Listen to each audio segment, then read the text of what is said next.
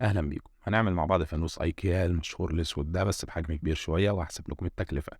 سعره على أمازون مصر النهاردة بتاريخ الفيديو ده بيتراوح من 100 ل 300 جنيه على حسب الحجم. وبالمناسبة حجم الفانوس بتاعنا أكبر من كل اللي موجودين على أمازون. يلا نشوف هنعمله إزاي.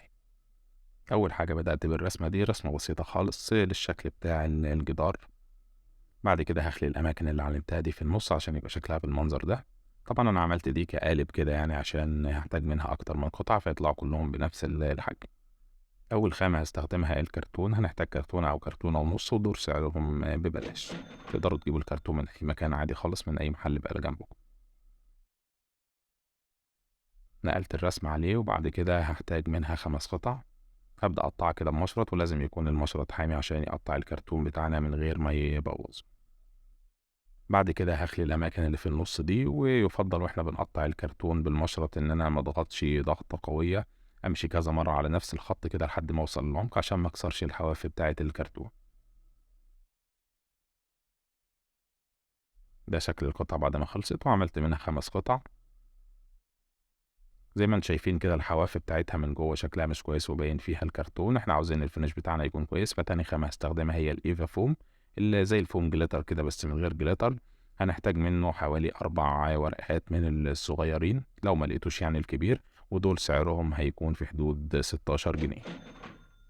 قطعت منه شرايط رفيعة، وبعد كده لزقتها بالشمع في الحواف وهقص كل الزيادات. بالمناسبة يعني الشمع هستخدم في المشروع كله حوالي 5 صوابع من الكبار، أنا بستخدم هنا الصغير. لكن من الكبار هنحتاج حوالي 5، ودول سعرهم هيبقى في حدود 25 جنيه. ده كان شكل القطعة بعد ما خلصناها. بعد كده هستخدم لون أكريليك، وطبعا اللون اللي أنا هستخدمه في العمل كله يعني ما يسويش حاجة، مش هيجيب كله 5 جنيه. هلونهم من جوه بس. اما الطبقة اللي من بره فهستخدم برضو نفس الفوم. هنا ما تستخدموش صور جلو، انا استخدم صور جلو موجودة عندي، لكن استخدموا برضو الشمع. هنلزقه في الطبقة الخارجية. طبعا انا بلزق هنا في الطبقة الخارجية لان الفينش بتاع الفوم هيكون احسن كتير جدا من شكل الكرتون. هلزق قطعة اكبر شوية، وبعد كده هقص كل الاجزاء بقى اللي كنا خليناها قبل كده عشان يبقى الشكل بالمنظر ده. الفرق بينها وبين الكرتون هيبقى كبير في الفينش. بعد كده هستخدم البلاستيك الشفاف ده بتاع الجلد المذكرات والحاجات اللي زي كده. هستخدم ورقتين بس منه، تكلفتهم 4 جنيه. هستخدمهم عشان اعمل الازاز بتاع الفانوس، ولو عاوزين نوفر ممكن نستخدم ازازة بيبسي قديمة او حاجة زي كده ونستخدمها برضو بنفس الطريقة. بعد ما خلصت القطع هرصهم جنب بعض بالشكل ده، وبعدين هستخدم اللزق الشفاف ده. والقطعة اللي هستخدمها من اللزق يعني لا تذكر نهائيا من الحجم بتاع البكرة، فيعني ربع جنيه. هلزق القطع في بعضها باللزق الشفاف ده، وبعدين هجمعهم على بعض هيبقى شكل خماسي. طبعا انا لزقت حته في الطرف الاخير لزقه، وبعد كده اكدت عليها من الناحيه التانية. وعشان اقفل الزوايا دي من بره هستخدم عصيان الشيش طاووق، النوع اللي هو السميك شويه. هستخدم 5 ومش هستخدمهم كلهم يعني، هستخدم نص الاطوال بس. تكلفتهم 2 جنيه. هلزق فيه ال5 زوايا منها تدينا شكل جمالي، وكمان تغطي الحروف بتاعه الكرتون من بره. بعد كده على حته كرتونه هرسم شكل الفانوس من تحت. بس مش هقطع بقى بالحجم ده، هاخد سنتي كده في كل جنب، وهرسم نفس الشكل كده بس اكبر سنتي. محتاج القاعدة تكون اكبر شوية من حجم الفانوس وتكون بارزة عنه. زي ما انتم شايفين كده في سنتي موجود. عملت قطعتين، واحدة للقاعدة وواحدة للسقف. بس قبل ما الزقهم هحتاج اعمل فيهم حاجة تانية. استخدمت شوية شرايط من الكرتون، تقريبا 1.5 سنتي. بعد كده هلزقها على الحواف بالشكل اللي انتم شايفينه ده كده. هعمل زي صندوق.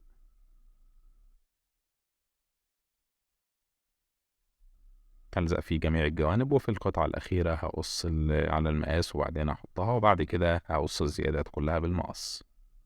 طبعا أنا ما بحسبش سعر الأدوات زي المقص ومسدس الشمع والمشرط، لأن الحاجات دي احنا بنشتريها وبتقعد عندنا سنين وبنعمل بيها مشاريع كتير جدا، فمش عارف أحسبها ازاي. المهم بعد ما خلصت شايفين الحواف دي برضو هسدها بالفوم. هستخدم الشمع وبعد كده هلزقها، وهقص برضو الزيادات بنفس الطريقة اللي فاتت. وهستغل الفرصة دي واشكر كل الناس اللي بتكتب لي تعليقات على الفيديوهات. عاوز اقول لهم يا جماعة انتوا السبب الرئيسي في تشجيعي واستمراري في تقديم المحتوى اللي بحبه، فحقيقي بشكركم من كل قلبي. بعد ما خلصته قبل ما الزقهم هلونهم بقى، عشان طبعا الجزء ده هيكون داخلي فمش هنعرف نلونه لو لزقنا على طول. لونتهم باللون الاسود. بعدين استخدمت الشمعة دي، الواحدة منها بتساوي 6 جنيه 7 جنيه تقريبا. بعد كده هستخدمها واقص حتة في القاعدة على قدها. طبعا نقدر نحط الإضاءة دي أو أي إضاءة بقى تانية بمزاجنا. بعد كده بقى كان القاعدة بتاعتنا جاهزة إن احنا نلزق فيها الفانوس. هنحاول نوسطنه كده. وبالمناسبة الفانوس اللي في الخلفية ده عملناه الفيديو اللي فات، جميل أوي، هيعجبكم، اتفرجوا عليه، اللينك هتلاقوه موجود في الجنب. بعد كده ركبت السقف. هستخدم بقى طبق بلاستيك بالحجم المناسب. طبعا الأطباق دي يعني احسبوها بقى انتوا براحتكم، أنا استخدمت أطباق قديمة فهي بالنسبة لي تكلفتها صفر. أو عموما لو هتشتروا اشتروا أرخص أطباق موجودة عندكم. بعد كده حطيت على حتة كرتون، وبعدين عملت دايرة كده على قد الطبق.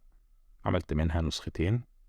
بعد كده هلزق الطبق في واحدة منهم، ده عشان نعمل بيه الجزء اللي فوق. طبعا هقفل الحواف اللي موجودة دي بالفوم زي ما اتفقنا. بعد كده هلزقها وأوسطنها برضو فوق. أما الدايرة التانية اللي قطعناها عشان القاعدة، فهستخدم شرايط من الكرتون مقطوعة زي ما انتم شايفين كده بشكل عمودي على التعاريج دي، عشان أقدر ألفها وتاخد الشكل الدائري كويس. بعد كده هلزقها بالطريقة، طبعا بقى مش هصور لكم الحتت دي، هي نفس التكنيك احنا عملناه قبل كده. بعدين لزقتها وقفلتها برضو بالفوم، وهفتح فيها حتة في النص عشان لما تتلزق تحت يبقى فيه برضو مكان للبطارية. بعد كده هلزق بقى الفانوس عليها. بعد كده هستخدم الطبق البلاستيك ده اللي الشكل بتاعه زي القطعة اللي بتكون فوق في فوانيس ايكيا، هلزق الغطا بتاعه عشان ما يخرجش بعد كده. طبعا التكلفة زي ما قلت لكم بالنسبة لي صفر، لكن انتوا بقى اختاروا ارخص حاجة موجودة. عملت فيه فتحتين، وبعدين هستخدم حتة من شماعة اللي هي المعدن دي، برضو تكلفتها صفر بالنسبة لي طبعا. هشكلها كده على شكل الايد عشان يبقى منظرها بالشكل ده. وبعدين هلزق القطعة دي فوق. كده خلصنا تصميم الفانوس. ندخل بقى على التلوين. هنستخدم لون اكريليك اي درجة، ده لون بطانة الاول، لازم نضيف عليه شوية غير ابيض. وطبعا الحاجات دي مش عارف احسبها ازاي، لان بتتكلموا في 5 مللي 10 مللي، ارقام صغيرة جدا، في حاجات بتشترى بالكيلو والنص كيلو. طبعا الغيرة الابيض مهمة جدا في اول طبقة عشان الالوان بعد كده ما تقشرش، وعشان تمسك فيه البلاستيك وفي الخامات المختلفة اللي احنا مستخدمينها دي. هحط طبقتين، بعد كده هستخدم طبقة من اللون الاسود لوحده، وكده نكون خلصنا. كده الفانوس اجمالا متكلف 57 جنيه لو هتستخدم اطباق قديمه. وزي ما قلت لكم حجم الفانوس ده ضعف حجم الفوانيس اللي موجوده على امازون. طول الفانوس بتاعنا 37 سنتي، الفوانيس التانية كلها 22 سنتي. فالفرق ما بينهم كبير، لو هتعملوا بالحجم الصغير هيطلع التكلفة أصغر. المهم لو عجبكم الفيديو ما تنسوش اللايك والاشتراك في القناة لو حابين تتفرجوا على أعمال فنية مختلفة ومميزة. وكل سنة وأنتم طيبين. سلام.